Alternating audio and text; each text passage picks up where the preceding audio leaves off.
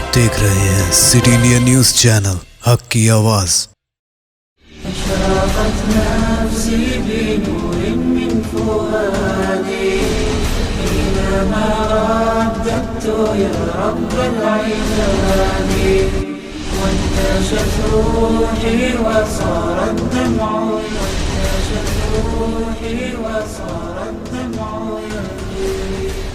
السلام علیکم ورحمۃ اللہ وبرکاتہ۔ نحمده ونصلي على رسوله الكريم، اما بعد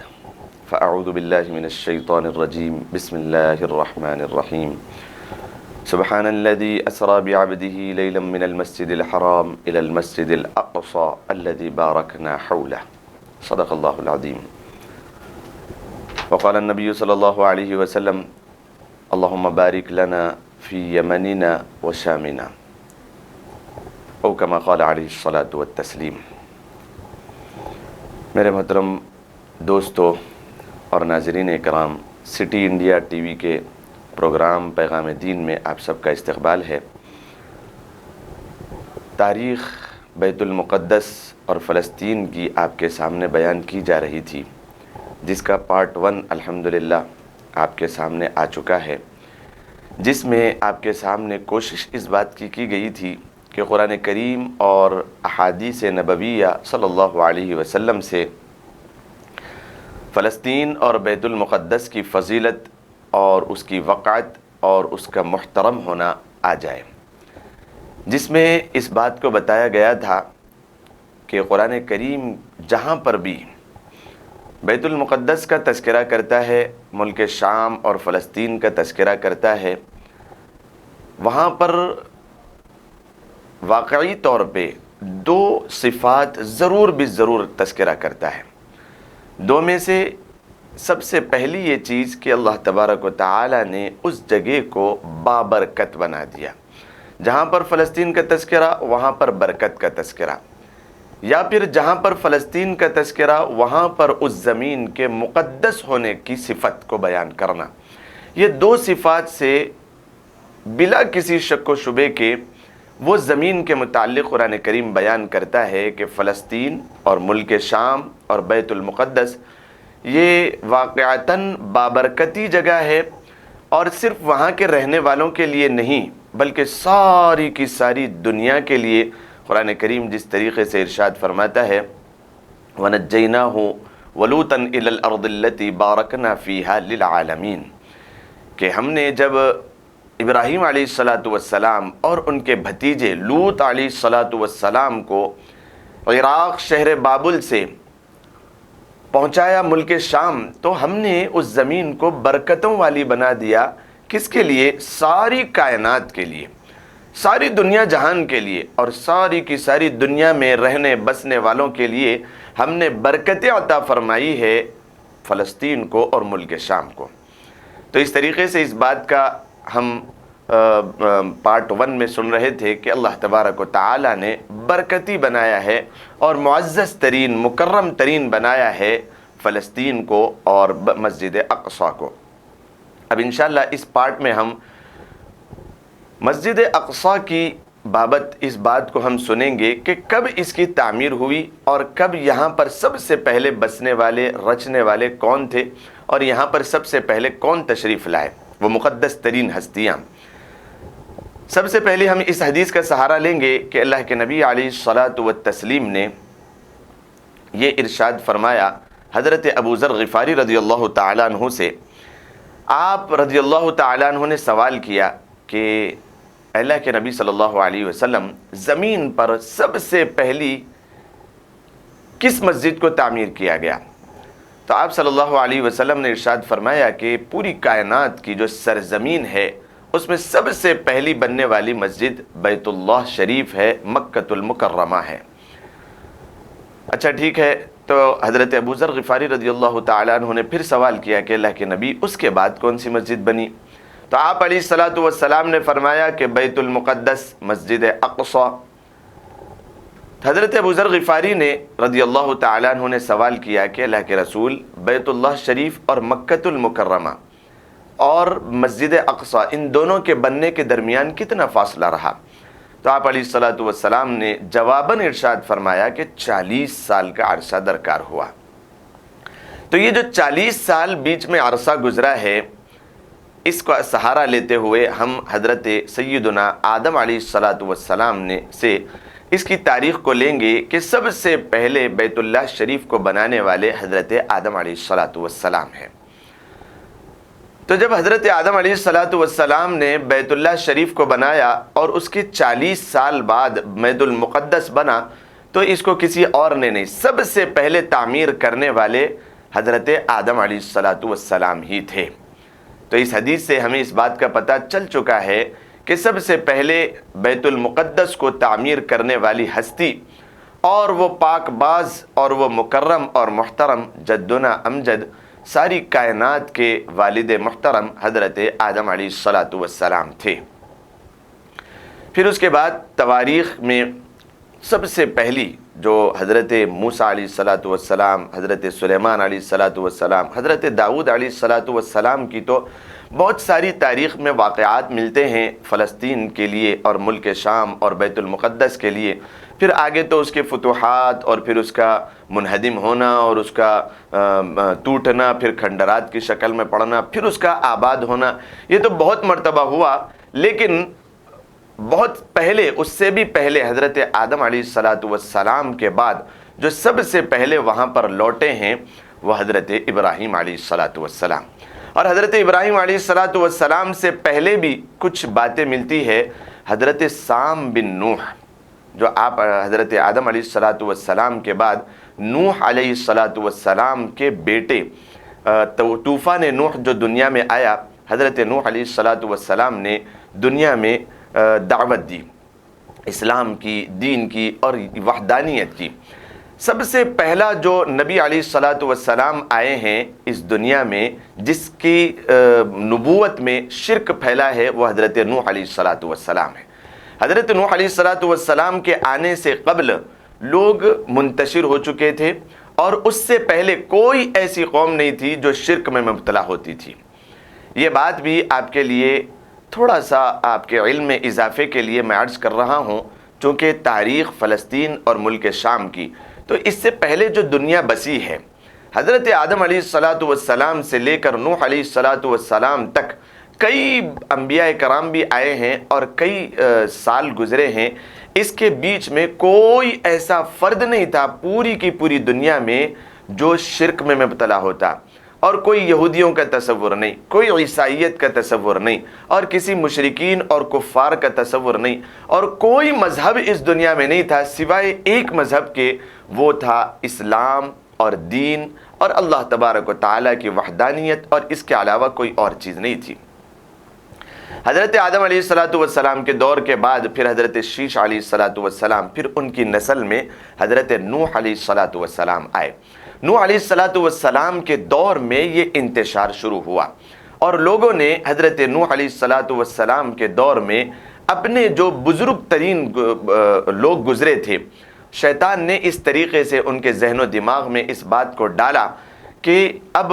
ہم اپنے اولیاء اللہ، اپنے نیک لوگوں کو کیسے یاد رکھیں گے۔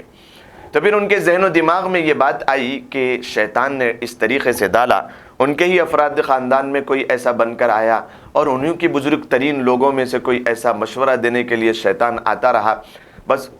اس نے کہا کہ تمہارے بڑے اور تمہارے بزرگ اور تمہارے اولیاء اللہ جو اللہ کے قریبی لوگ تھے یا پھر انبیاء، وہ ایسے ہی گزرتے چلے جائیں گے، اگر تم ان کو یاد نہیں کرو گے تو پھر اللہ تک تم کیسے پہنچو گے۔ تو شیطان نے یہ سب سے پہلے شرک اور کفر کی بیج جو اس نے پیروئی ہے وہ اس طریقے سے، تو اس نے کہا کہ تم اپنے اولیاء کو یاد رکھنے کے لیے کوئی تصویر بناؤ اور اس تصویر کو تم یاد کرتے رہو اور پھر ان سے اب اللہ تبارک و تعالیٰ تک پہنچتے رہو۔ لوگوں نے پہلی نسلوں میں تو اس طریقے سے کیا کہ نوح علیہ السلام کا زمانہ چل رہا ہے اور تصاویر کو بنانا شروع ہوا، اور پھر اسی سے پھر لوگوں نے اپنے اولیاء اور اپنے بڑوں کی کچھ جو ہے نا تصویر بنائی، اور پھر ویسے ہی کوئی جو ہے نا ایک اسٹرکچر بنایا، اور پھر اس کی پوجا تو نہیں کرتے تھے لیکن وہ اللہ کے قریبی بندے ہیں اس کا تصور رکھتے۔ لیکن بعد میں آنے والوں نے یہ سمجھا کہ یہی ہمارے سب کچھ ہے، دیوی دیوتا ہو یا پھر ہمارا خدا یہی ہے، وہ لوگ اس طریقے کا تصور کر کے بیٹھتے تھے۔ پھر اس نے اس طریقے سے لوگوں کو وہاں پر کفر اور شرک کی بیج کو پرو دیا، اور پھر وہاں سے لوگ کفر اور شرک میں مبتلا ہو گئے۔ نوح علیہ السلام نے دعوت دی۔ قرآن کریم بیان کرتا ہے کہ 950 سال تک نوح علیہ السلام نے اس بات کی تبلیغ کی اور اس بات کو پھیلانے کی کوشش کی اور اللہ تبارک و تعالیٰ کی وحدانیت کو بتانے کی کوشش کی، لیکن بہت کم ایسے لوگ تھے جنہوں نے اسلام کو قبول کیا، اور پوری اکثریت حضرت نوح علیہ السلام کو ماننے سے انکار کرنے لگی۔ اللہ تبارک و تعالیٰ نے حضرت نوح علیہ السلام کو حکم دیا کہ ایک کشتی بنائیں۔ آپ نے ایک کشتی بنائی۔ یہ سارے واقعات آپ کو معلوم بھی ہے، لیکن دنیا اور انسانیت میں اس بات کو بھی ہم اپنے ذہن نشین کریں، علم کو ہم تازہ کریں، کیونکہ یہ بیت المقدس جو سارے انبیاء کرام علیہم السلام کا ایک مرکز رہا ہے، برکتوں کا اور رحمتوں کا ایک ملجا اور ماوا رہا ہے، اور یہی ایک بالکل بہت بڑا ایک مرکز رہا ہے ساری دنیا میں اسلام کے پھیلنے کا، بیت اللہ شریف کے بعد۔ تو اس کی برکت سے اس بات کا بھی علم میں اضافہ ہوتا چلے، اس وجہ سے آپ کو کائنات کی اور پوری دنیا کی تاریخ کو میں بالکل مختصر ترین وقفے میں آپ کو سناتے ہوئے آگے بڑھ رہا ہوں۔ حضرت نوح علیہ السلام نے جہاں پر تبلیغ کی اور دین کی دعوت دی، لوگوں نے نہیں مانا، اللہ تبارک و تعالیٰ نے انہیں کشتی کے بنانے کا حکم دیا۔ کشتی کو بناتے تھے، لوگ آ کے ان کا مذاق اڑاتے تھے کہ نوح علیہ السلام یہاں سے تو سمندر کئی 100 کلومیٹر دور ہے، تو کیا یہ کشتی زمین پر چلے گی؟ اور وہ لوگ مذاق اڑاتے، اور بڑی کشتی آپ علیہ السلام تیار کر رہے تھے، تو لوگ وہاں پر آ کے کشتی کو خراب کرنے کے لیے اس میں کچھ گندگی کرتے اور چلے جاتے۔ اللہ تبارک و تعالیٰ نے ایسی ایک وبا چلائی ان کے درمیان کہ انہی لوگوں کو پھر شفا ملتی۔ بہت ساری شفا کی دوا دارو کرنے کے بعد جب ان کو شفا نصیب نہ ہوئی، تو ایک شخص آیا اپنی غلاظت کو کرنے کے لیے اس کشتی، اور لوگ اس کو اپنا ایک مرکز بنائے ہوئے تھے، وہ لوگ اس کو بیت الخلا بنا دیے تھے، وہاں پر جا کے اپنی ضروریات کو پوری کرتے۔ اللہ تبارک و تعالیٰ نے ایک ایسی وبا چلائی، ایک ایسا وائرس چلا کہ جو لوگ وہاں پر جاتے اور اس گندگی کو اٹھا کے اپنے جسم پہ لگاتے، انہیں صحت مل جاتی، وہ لوگ اچھے ہو جاتے۔ تو اس طریقے سے اللہ تبارک و تعالیٰ نے پوری کی پوری کشتی کو صاف اور شفاف کر دیا۔ جن لوگوں کو غلاظت وہاں پر نہ ملتی، وہ دھو کے اس کا پانی لے کر اپنے جسم پر لگاتے اور وہ لوگ شفا یاب ہوتے۔ اللہ تبارک و تعالیٰ نے انہی کی گندگی کو انہی کے منہوں پر مار پھینکا، اور اس طریقے سے کشتی صاف ستھری ہو گئی۔ اللہ تبارک و تعالیٰ کے حکم سے تنور سے پانی ابل پڑا، حتی اذا وفار التنور قلنا احمل فیہا من کل زوجین اثنین۔ حضرت نوح علیہ السلام نے ہر چیز کے جوڑوں کو اس میں بٹھا لیا، اور پھر وہاں سے حضرت نوح علیہ السلام چلے۔ یہ پورا کا پورا واقعہ آپ کو معلوم ہے۔ پھر پوری کائنات میں پانی آ گیا، پوری کائنات میں پانی آ گیا دنیا میں، اور کشتی میں جتنے لوگ تھے اور جتنی اللہ کی مخلوق سوار تھی، بس وہی بچی ہے، باقی کی پاری ساری کی ساری مخلوق اور ساری کائنات میں پانی۔ یہی وجہ تھی کہ فلسطین سب سے پہلی مرتبہ اور ملک شام اور بیت المقدس سب سے پہلے پانی میں ڈوبا اور جو ہے نا ختم ہوا۔ پھر حضرت نوح علیہ السلام کے ایک بیٹے جن کا نام تھا سام ابن نوح، سب سے پہلے وہاں سے جو ان کے ساتھ سوار تھے ان میں سب سے پہلے آپ کے بیٹے سام یہاں پر آ کے بسے ہیں۔ تو دیکھیے، سب سے پہلے آدم علیہ السلام نے فلسطین کو بنایا اور ملک شام میں بیت المقدس کی تعمیر فرمائی، اور اس کے بعد نوح علیہ السلام کے دور میں جو ساری کائنات میں پانی آ چکا تھا، 950 سال کی مدت جو آپ نے دین کی تبلیغ کی، اس میں کوئی فائدہ نہ ہوا، اللہ کی طرف سے عذاب آیا اور اس پانی میں فلسطین ڈوبا اور ختم ہو گیا۔ پھر حضرت سام ابن نوح سب سے پہلے وہاں پر بسے ہیں۔ اسی وجہ سے حضرت نوح علیہ السلام کو ابو آدم ثانی کہا جاتا ہے، یعنی ساری کائنات کے دوسرے باپ۔ سب سے پہلے حضرت آدم علیہ السلام، پھر دوسری جو نسل چلی ہے وہ حضرت نوح علیہ السلام سے سام ابن نوح آ کے بسے ہیں، اور پھر وہاں پر ان کی نسل بسی ہے۔ رہتے رہتے اللہ تبارک و تعالیٰ نے وہاں پر اچھی خاصی آبادی کو بسا دیا۔ انہی میں حضرت ابراہیم علیہ السلام، وہاں پر کچھ آبادی تھی، وہاں پر کچھ لوگ رہا کرتے تھے۔ پھر حضرت ابراہیم علیہ السلام کو جب یہاں پر ستایا جانے لگا، حضرت ابراہیم علیہ الصلوۃ والسلام جب شہر بابل میں رہتے ہوئے بہت زیادہ تنگ آ گئے اور اپنی قوم سے ایمان اور دین اور یقین اور اللہ تبارک و تعالیٰ کی طرف متوجہ نہ ہوتے ہوئے انہوں نے اپنی طرف سے ایک یہ چیز سوچی کہ اس سال میں ایک مرتبہ میلہ ہوتا تھا، اس میلے میں آپ نے ان کے گرجا گھر میں جا کر سارے بتوں کو تہس نہس کر دیا اور بڑے بت کی گردن میں ایک کھلاڑے کو ڈال کر واپس آ گئے۔ تو اس کی تاب نہ لا سکے وہاں کے رہنے والے لوگوں نے کہ ہمارے معبودوں کو ایسی گد کس نے کی۔ تو اس طریقے کی سوچ نے انہیں یہاں تک پہنچا دیا کہ انہوں نے بڑی ایک آگ تیار کی اور انہوں نے حکم دیا کہ وہاں کا جو نمرود تھا اس نے حکم دیا کہ ساری کی ساری وہاں کے بسنے والے لوگ جنگلوں سے لکڑیوں کو جمع کریں اور اس کو جلائیں، اور انہوں نے ایسی آگ کو جلایا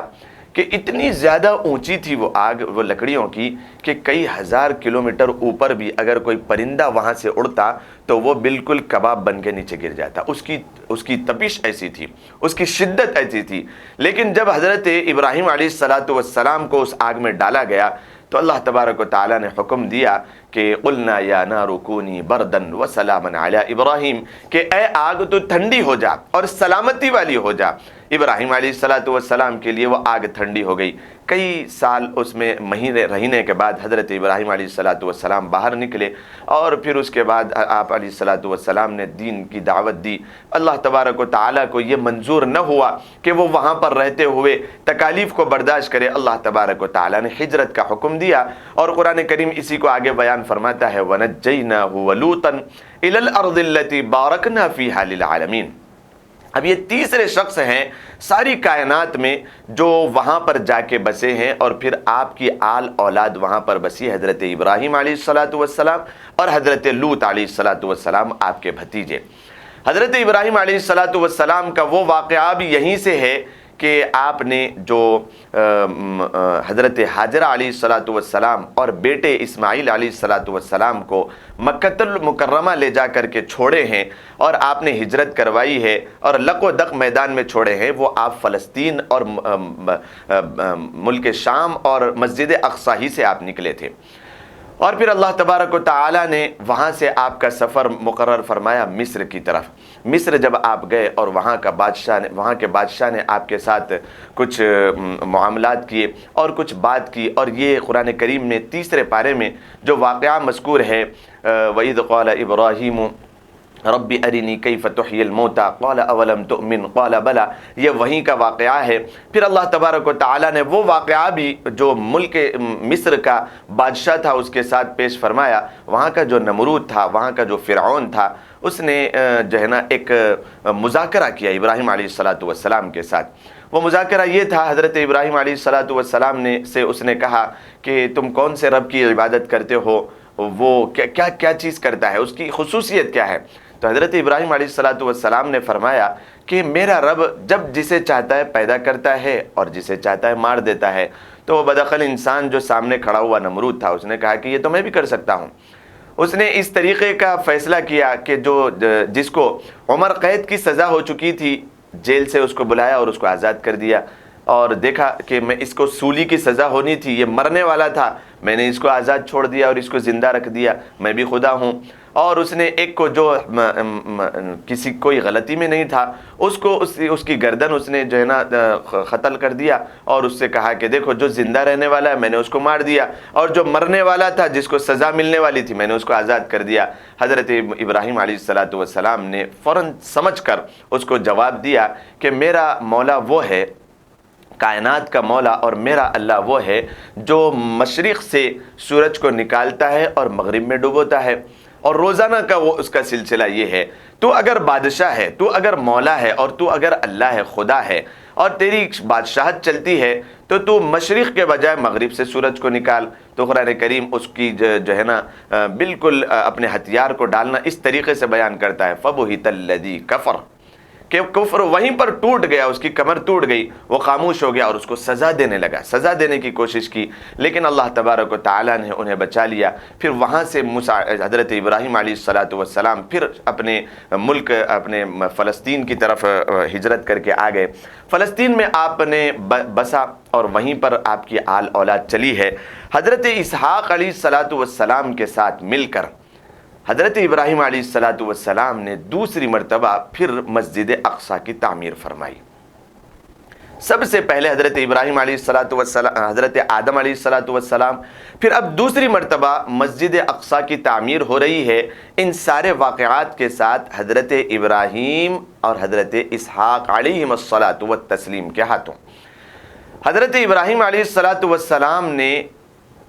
مسجد اقصی کے بنانے کے بعد پھر آپ وہیں پر رہتے، عبادت کرتے، لیکن ایک بات آپ کے علم میں اضافے کے لیے ناظرین اکرام، میں اس بات کا اشارہ کرتے ہوئے آگے بڑھوں کہ حضرت ابراہیم علیہ السلام نے مسجد اقصی کی تعمیر تو فرمائی، بیت المقدس اور فلسطین کی آباد کاری میں آپ نے بڑا حصہ لیا، لیکن آپ کا جو قبلہ تھا، جو آپ اللہ تبارک و تعالیٰ کے لیے نماز پڑھتے تھے، وہ قبلہ بیت اللہ شریف نہیں تھا بلکہ وہ کعبۃ اللہ شریف تھا، جو سب سے پہلے تعمیر ہوا بیت المقدس سے پہلے۔ حضرت ابراہیم علیہ السلام نے اپنے بڑے فرزند جو حاجرہ علیہ السلام کے بطن مبارک سے تھے، ان کے ساتھ بیت اللہ شریف کی تعمیر فرمائی۔ اس کے بعد آ کر اپنے چھوٹے بیٹے حضرت سارہ علیہ السلام کے بطن سے جو تھے حضرت اسحاق علیہ السلام، ان کے ساتھ مل کر فلسطین اور بیت المقدس کی تعمیر فرمائی۔ انشاءاللہ وقفے کے بعد آپ کو اس کی تاریخ بتائی جائے گی۔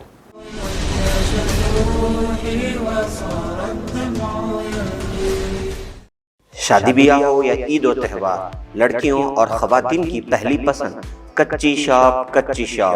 کیجول ویئر، برائیڈل ویئر اور پارٹی ویئر نت نئے ڈیزائن میں دستیاب ہیں۔ Kachi shop sharara, long frock gown, anarkali kurti, frock top, انسٹچ suit اور بہترین ڈریس مٹیریل کا واحد مرکز کچی شاپ۔ کانچی ورم، دھرما ورم، بنارسی ساڑی اور میسور سلک ساڑیاں، نئے ڈیزائن اور منفرد رنگوں کے ملبوسات کا نیا نام کچی شاپ۔ ہمارا پتہ میٹرو پلر نمبر B1192، دائیں بازو، بڑی چوڑی، اپوزٹ سلطان بازار پولیس اسٹیشن، حیدرآباد۔ ہمارا فون نمبر ہے 8639633433۔ Cosmic Break Zone, CBZ,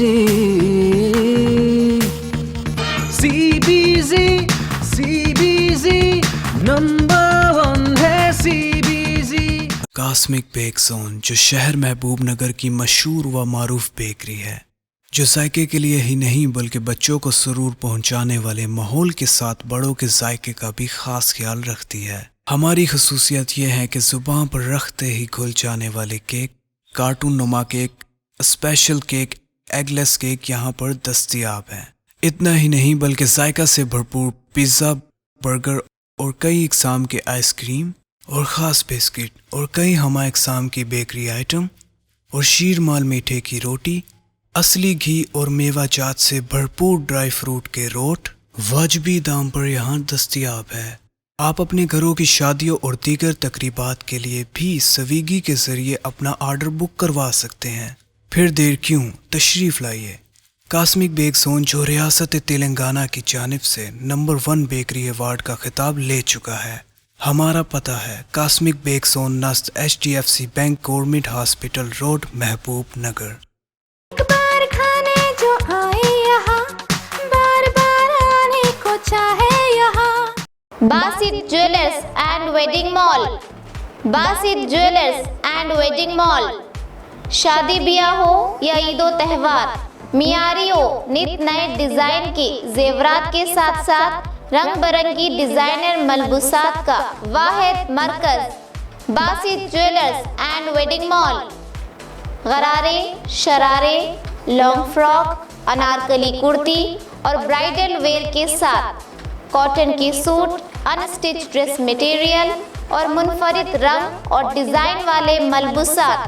واجبی دام پر دستیاب ہیں، صرف اور صرف Basit jewellers and wedding mall پر۔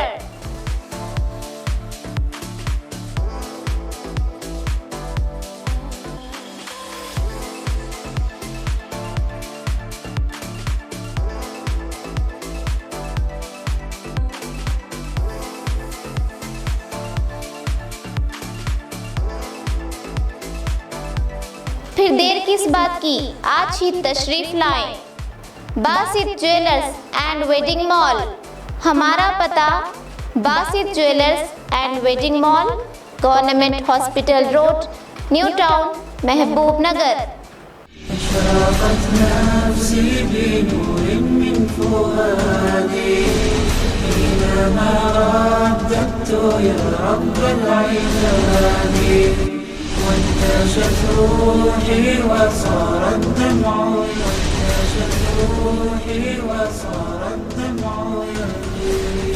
السلام علیکم ورحمۃ اللہ وبرکاتہ۔ وقفے کے بعد پھر آپ سب کا استقبال ہے سٹی انڈیا ٹی وی کے پروگرام پیغام دین میں، جس میں اسپیشل سیریز چل رہی ہے تاریخ بیت المقدس، تاریخ ملک شام اور فلسطین۔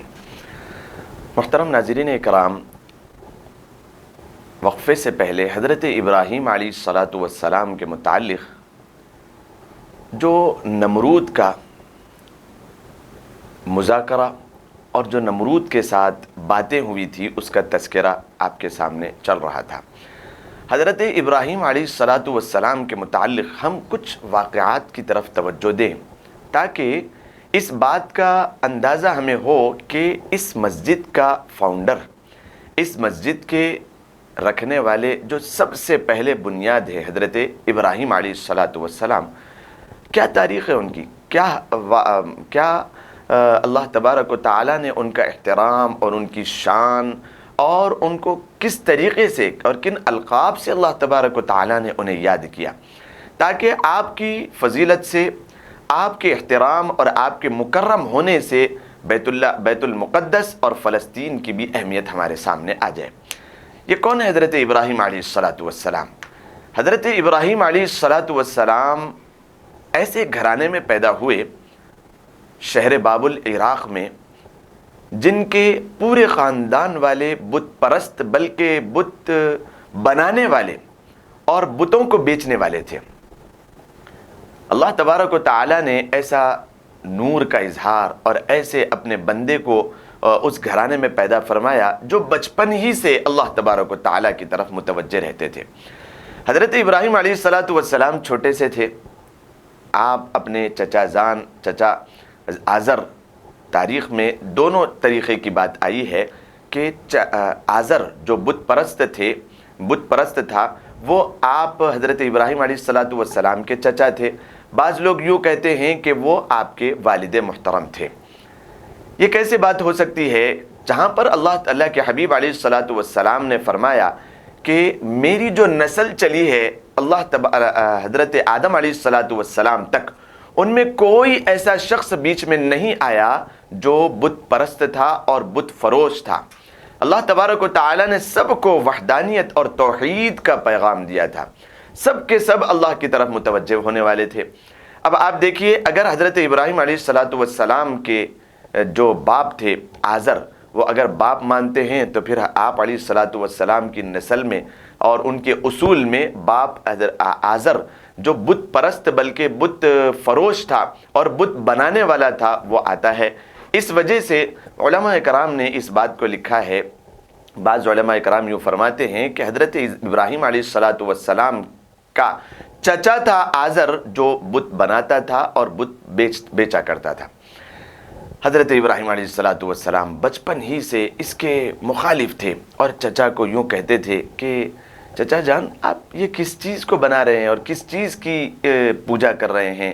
قرآن کریم میں 16ویں پارے میں حضرت سورہ مریم میں اللہ تبارک و تعالیٰ ارشاد فرماتے ہیں، یا ابتی لا تعبد الشیطان۔ حضرت ابراہیم علیہ السلام کی نصیحتیں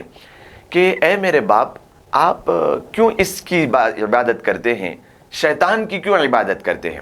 یا ابتی انی قد جاءنی من العلم،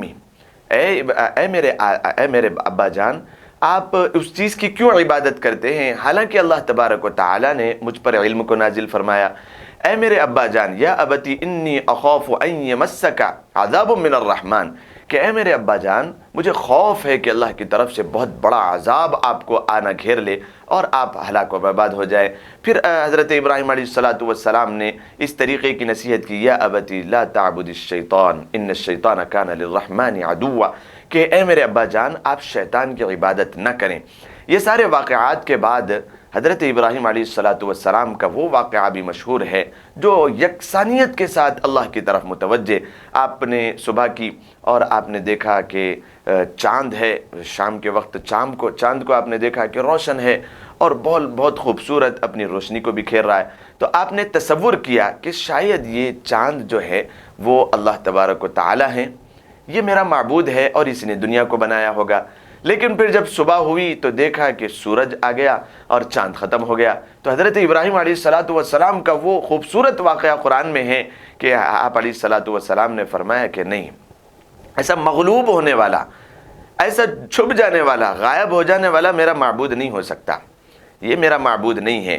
شاید میرا معبود سورج ہے جو اس کو چاند کو مان دے کر، چاند کو یہاں سے ہٹا کر دنیا میں ایسا روشن ہو گیا، شاید میرا معبود سورج ہوگا، کیونکہ یہ بڑا بھی ہے اور بڑا روشنی بکھیرنے والا ہے۔ جیسے ہی شام ہوئی اور سارے آسمان پر ستارے جھلملانے لگے اور خوبصورتی سے انہوں نے آسمان کو خوبصورت بنا دیا، تو حضرت ابراہیم علیہ السلام نے کہا کہ نہیں،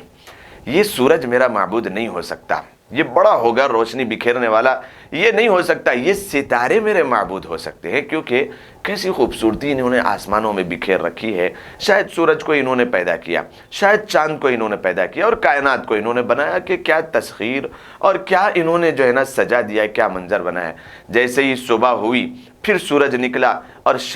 چاند بھی غائب ہو گیا اور سارے کے سارے ستارے غائب ہو گئے، تو پھر حضرت ابراہیم علیہ السلام کا وہ تاریخی جملہ قرآن کریم میں اللہ تبارک و تعالیٰ نے ارشاد فرمایا، جو قربانی کے موقع پر بھی ہم پڑھتے ہیں اور نمازوں کی شروعات میں، نماز کی جو ہے نا ابتدا سے پہلے ہم پڑھتے ہیں، انی وجہت وجہی للذی فطر السماوات والارض حنیفا وما انا من المشرکین۔ یہ حضرت ابراہیم علیہ السلام کا جملہ ہے۔ آپ نے یوں ارشاد فرمایا کہ میں متوجہ ہوتا ہوں ایسے مالک حقیقی کی طرف جو اس کائنات کو بنانے والا، اس زمین کو بچھانے والا اور اس آسمان کو اٹھانے والا اور ساری دنیا کے نظام کو چلانے والا،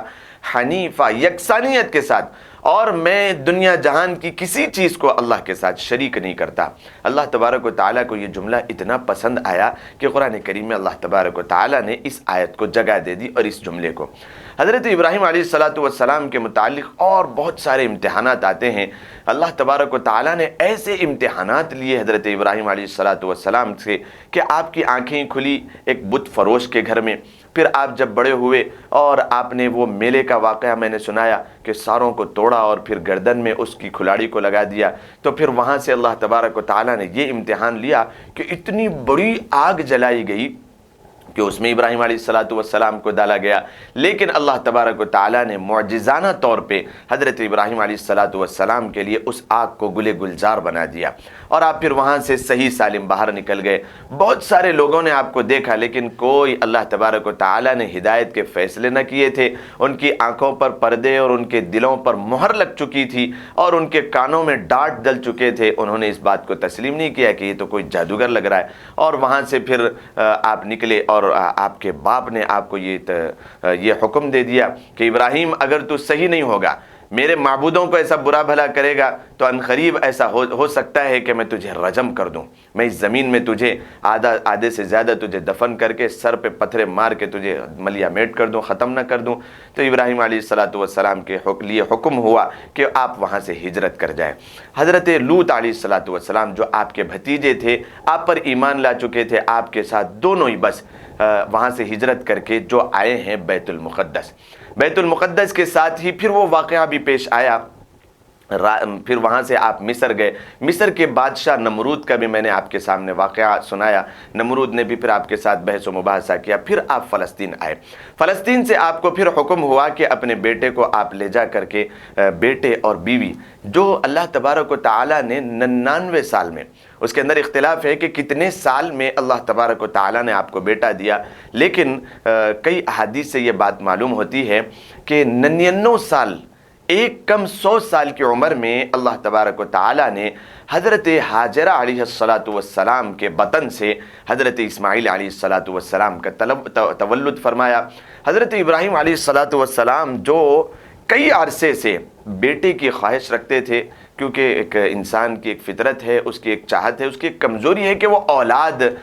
جو ہے نا اس کو دیکھے۔ تو حضرت ابراہیم علیہ السلام نے کیسی دعائیں کی ہوگی، اور کیسا گڑ گڑایا ہوگا، اور کیسا اللہ تبارک و تعالیٰ کے سامنے الحاح زاری، اور کیسا اللہ کے سامنے رویا ہوگا کہ اس کے نتیجے میں اللہ تبارک و تعالیٰ نے 99 کی عمر میں، یعنی آپ کی ایج ہو چکی تھی 100 سال کے قریب، اس عمر میں ایک فرشتہ آتا ہے اور حضرت ابراہیم علیہ السلام اور حضرت حاجرہ علیہ السلام کو خوشخبری دیتا ہے کہ اللہ تبارک و تعالیٰ تمہیں اولاد سے نوازے گا۔ اور یہ حضرت حاجرہ کون تھی اور حضرت سارہ علیہ السلام کون تھی، اس کا بھی مختصر سا واقعہ، چونکہ فلسطین کے اور بیت المقدس کے بانی جو وہاں پر سب سے پہلی مسجد کو بنانے والے حضرت ابراہیم علیہ السلام ہے، ان کے بارے میں بات چل رہی ہے کہ اللہ تبارک و تعالیٰ نے حضرت سارہ علیہ السلام سے آپ کا پہلا نکاح فرمایا۔ تو پہلی بیوی آپ کی حضرت سارہ علیہ السلام، جو کہ نکاح ہوا تھا شہر باب العراق ہی میں۔ پھر آپ بعد میں ہجرت کر کے جب فلسطین آئے اور اللہ کے حکم سے آپ مصر شریف تشریف لے گئے، مصر میں آپ دین کی تبلیغ کے لیے، اور وہاں پر آپ جب تشریف لے گئے تو وہاں پر حضرت سارہ علیہ السلام ساتھ میں تھی۔ تو وہاں کا نمرود جو ظالم بادشاہ تھا، اس نے جیسے ہی دیکھا کہ بڑی خوبصورت عورت ہے، اور وہاں کے لوگ جا کے کچھ باتیں بتاتے تھے، جو ایلچی بولتے ہیں یا پھر جو ہے نا کچھ کان بھرنے والے، وہ وہاں پر لوگ جو ہے نا وہاں پر جا کے بادشاہ سے کہنے لگے کہ ایک آدمی آیا ہے، بڑا نورانی چہرہ اور بڑا ہی خوبصورت ہے اور بڑا رعبدار، اس کے ساتھ ایک عورت ہے بڑی خوبصورت ہے۔ حضرت سارہ علیہ السلام کے متعلق جب اس کو خبر پڑی تو اس نے برائی کے ارادے سے ابراہیم علیہ السلام کو دعوت دی کہ وہ میرے محل تشریف لائے۔ حضرت ابراہیم علیہ السلام اکیلے تنہا اپنی بیوی کے ساتھ وہاں پر گئے تو اس نے برائی کا ارادہ کیا اور حضرت سارہ علیہ السلام کے ساتھ کوئی للچاتی ہوئی نظر کے ساتھ آگے بڑھا۔ اللہ تبارک و تعالیٰ نے اس مقدس ترین عورت جو کہ حضرت ابراہیم علیہ السلام کی بیوی تھی، معجزانہ طور پہ، اور اس اللہ کی ولیہ، چونکہ قرآن کریم اسی کو ارشاد فرماتا ہے، بار بار یوں کہتا ہے قرآن کہ وَهُوَ يَتَوَلَّى الصَّالِحِينَ، کہ وہ اللہ ولیوں کا اور نیک لوگوں کا سرپرست ہے۔ حضرت سارہ علیہ السلام کو اللہ تبارک و تعالیٰ نے کس طریقے سے بچا لیا اور کس طریقے سے آپ کو عزت عطا فرمائی، وہ واقعہ اس طریقے سے ہے کہ نمرود جیسے ہی آگے بڑھا اور ہاتھ لگانے کی کوشش کی، وہ وہیں پر سل ہو گیا، اور وہیں پر وہ جیسے ہاتھ بڑھا رہا تھا وہیں رک گیا، وہ سٹاپ ہو گیا اور سٹرک ہو گیا کہ آگے نہیں بڑھ سکا۔ پھر وہ اس کا پیر بھی ایک زمین میں ڈھس گیا اور وہ اس طریقے سے اکڑ گیا کہ کچھ نہیں کر سکتا تھا۔ تو پھر اس نے ایک بات اس کے ذہن میں آئی کہ یہ ہو نہ ہو، یہ کوئی بڑی مقدس ترین اور اللہ کی نیک بندی ہے کہ میں اس کی طرف آگے ہاتھ نہیں بڑھا سکتا۔ تو اس نے پھر معافی تلافی کی کہ میں تمہاری طرف ہاتھ نہیں بڑھاؤں گا، مجھے معاف کر دو۔ حضرت سارہ علیہ السلام کا دل بھی بڑا نرم تھا۔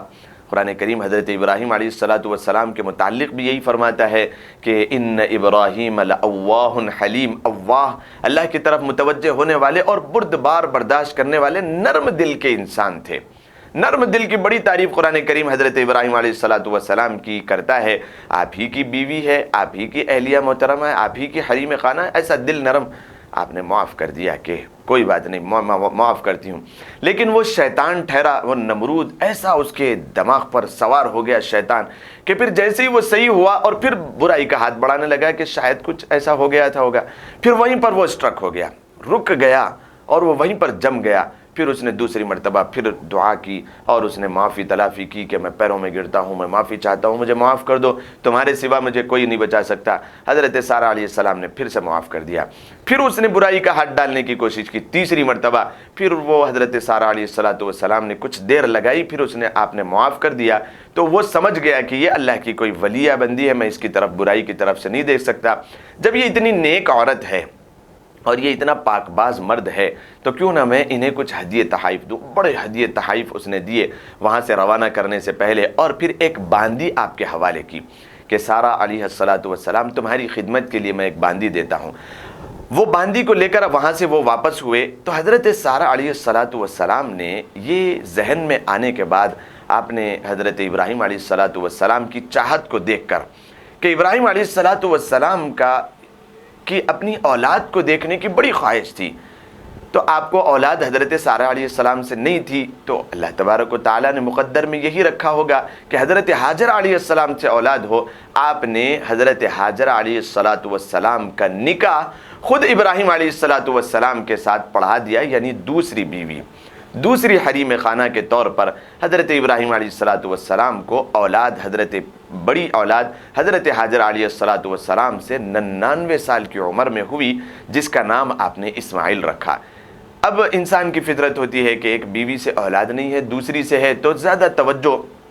حضرت حاجر علیہ السلام کی طرف، تو اس کو دیکھ کر اللہ کا منشا اور اللہ تبارک و تعالیٰ کی جو حکمت عملی ہے، جو اللہ کا نظام ہے، اس کو انسان سمجھ نہیں سکتا۔ اب اس واقعے سے آپ دیکھیں کہ اللہ تبارک و تعالیٰ کے نظام میں مکۃ المکرمہ میں اللہ کا مقدس ترین گھر بیت اللہ شریف کو بنانا ہے، اس کا نظام کہاں سے چل رہا ہے، کیسے چل رہا ہے، کس کا اس میں ہاتھ ہے، اور کیسے اللہ تبارک و تعالیٰ نے نظام بنایا ہے۔ انسان کے پیدا ہونے سے 50,000 سال پہلے اللہ نے اس کی تقدیر کو لکھ دیا ہے، تو انسان کو ایسے واقعات جو قرآن کریم میں اس سے پتہ چلتا ہے کہ کیا اللہ تبارک و تعالیٰ کا منشا ہے۔ انسان سمجھتا ہے کہ میرے لیے برا ہے، اور کون انسان یہ تصور کر سکتا ہے کہ جو 99 سال کی عمر میں چھوٹا سا بچہ جو ابھی شیر خوار ہے، دودھ پیتا بچہ ہے، اس کو اپنی محبوب ترین بیوی حاجر علیہ السلام کے ساتھ کئی سو میل پر لق و دق میدان میں اور بالکل سناٹا کالے پہاڑیوں کے بیچ میں وہاں پر چھوڑ کر آئے، کون انسان سمجھ سکتا ہے؟ انسان اس کو برا سمجھے گا، لیکن اللہ تبارک و تعالیٰ کے منشے میں یہاں پر یہ ہے کہ جب اللہ کے لیے اخلاص کے ساتھ کوئی انسان عمل کرتا ہے، اللہ تبارک و تعالیٰ اس کی زندگی میں برکتیں دے دیتے ہیں۔ پھر حضرت حاجر علیہ السلام کو آپ نے وہاں پر چھوڑا، اور پھر حضرت سارہ علیہ السلام کو بھی اللہ تبارک و تعالیٰ نے اولاد دی۔ حضرت اسحاق علیہ السلام وجود میں آئے، اور حضرت اسحاق علیہ السلام کو آپ نے بسایا فلسطین میں، ملک شام میں۔ تو ایک بیٹے بسے ابراہیم علیہ السلام کے وسیلے سے مکۃ المکرمہ میں، اور دوسرے بیٹے فلسطین میں۔ اللہ تبارک و تعالیٰ نے بڑے بیٹے اسماعیل علیہ السلام کے ساتھ مل کر کعبۃ اللہ شریف، بیت اللہ شریف کی وہاں پر بنیاد رکھی، اور اللہ تبارک و تعالیٰ نے اپنے دوسرے بیٹے اسحاق علیہ السلام کے ساتھ فلسطین ملک شام میں بیت المقدس کی تعمیر کروائی۔ اب یہاں سے پھر بیت المقدس کی تعمیر ہوئی اس زمانے کے لحاظ سے۔ پھر آپ کی اولاد میں حضرت اسحاق علیہ السلام کی اولاد میں حضرت یعقوب علیہ السلام، پھر حضرت یعقوب علیہ السلام جو رہے ہیں، بسے ہیں، پیدا ہوئے ہیں، وہ مصر میں آپ وہاں پر رہے ہیں، بڑے ہوئے ہیں۔ پھر آپ وہاں سے پھر واپس آئے ہیں ملک شام اور فلسطین، اور یہاں پر آپ نے پھر سے اس کی جو ہے نا مرمت فرمائی اور بیت المقدس کو صحیح بنایا۔ پھر آپ کی آل اولاد میں حضرت یوسف علیہ السلام، پھر حضرت یوسف علیہ السلام کے بعد حضرت داؤد علیہ السلام، حضرت داؤد علیہ السلام کی آل میں حضرت سلیمان علیہ السلام۔ انشاءاللہ یہ تو حضرت ابراہیم علیہ السلام کے متعلق اور ان کی تاریخ اور ان کی کچھ ہسٹری اور آپ علیہ السلام کے کچھ واقعات آپ کے سامنے بیان کیے گئے۔ انشاءاللہ اس کے بعد، یعنی اس ایپیسوڈ اور اس پارٹ کے بعد جو آپ کے سامنے پارٹ آئے گا، حضرت یعقوب علیہ السلام نے کیسے تعمیر کی بیت المقدس کی، کیونکہ تاریخ میں اکثر لوگ جو پہلی تاریخ سے ناواقف ہے، ان لوگوں نے سب سے پہلے جو بیت المقدس کی تعمیر کے متعلق بتایا ہے وہ حضرت یعقوب علیہ السلام سے بتایا ہے۔ اس سے پہلے کی تاریخ بہت کم لوگ ایسے ہیں جو اس سے پہلے کی تاریخ بتاتے ہیں۔ حضرت یعقوب علیہ السلام نے کس انداز میں بیت المقدس کی تعمیر کی۔ پھر حضرت یعقوب علیہ السلام کے بعد آپ کی آل اولاد میں یوسف علیہ السلام، پھر یوشع بن نون علیہ السلام، یہ سارے کے سارے مصر میں ہوئے، ان کی تاریخ مصر سے متعلق ہے۔ پھر آپ ہجرت کر کے یعقوب علیہ السلام جب مصر سے پھر آپ فلسطین آئے ہیں، وہاں پر موسیٰ علیہ السلام کے دور میں آپ کی آل اولاد میں کم سے کم 400 یا 450 سال کے بعد فرعون اور قبطیوں سے نجات پا کر وہ کیسے یہاں پر تشریف لائے ہیں، پھر موسیٰ علیہ الصلاۃ والسلام کی زندگی کے کیا واقعات ہیں، پھر آپ کی آل اولاد میں داؤد علیہ السلام، سلیمان علیہ الصلاۃ والسلام، پھر کب بیت المقدس کچھ عیسائیوں کے ہاتھ میں گیا، عیسیٰ علیہ الصلاۃ والسلام کے ماننے والے، پھر کب یہودیوں کے ہاتھ میں آیا، اب یہاں سے یعنی کم از کم 1500 سال کے بعد اب یہاں پر موسیٰ علیہ الصلاۃ والسلام کے توسط سے یہاں پر یہودی آئے اور بسے اور رہے، جو اللہ ہی کی وحدانیت کی تعلیم دیتے تھے، لیکن اب نہیں ہے وہ۔ پھر عیسیٰ علیہ الصلاۃ والسلام اس کے بھی 1000 سال کے بعد آئے ہیں، پھر عیسائی بھی اپنے آپ کو اپنے لیے اس جگہ کو مقدس ترین سمجھتے ہیں، ان کے کیا واقعات ہیں وہاں پر، ان کے لیے کیا ایسی چیزیں ہیں جس کی طرف وہ مر مٹتے ہیں اور اس جگہ میں کچھ گرجا گھر بنانا چاہتے ہیں، وہ اس کی کیا تاریخ ہے، انشاءاللہ اس کے بعد آنے والے پارٹس میں آپ کے سامنے ان باتوں کو رکھا جائے گا۔ اللہ تبارک و تعالی ہمیں اسلام کی تاریخ سے صحیح طور پر واقفیت حاصل کرنے اور اس سے اپنی زندگیوں میں تبدیلیوں کے پیدا کرنے کی توفیق اور سعادت نصیب فرمائے، اور جن واقعات کو ایمان کی تازگی کے لیے ہمارے سامنے بیان کیا جا رہا ہے، اللہ تبارک و تعالی ان واقعات سے اثر لے کر صحیح معنوں میں ایک سچا پکا مسلمان بننے کی توفیق عطا فرمائے۔ السلام علیکم ورحمۃ اللہ وبرکاتہ۔ أشرقت نفسي بنور من فؤادي حينما رددت يا رب العباد، وانتشت روحي وصار الدمع، وانتشت روحي وصار الدمع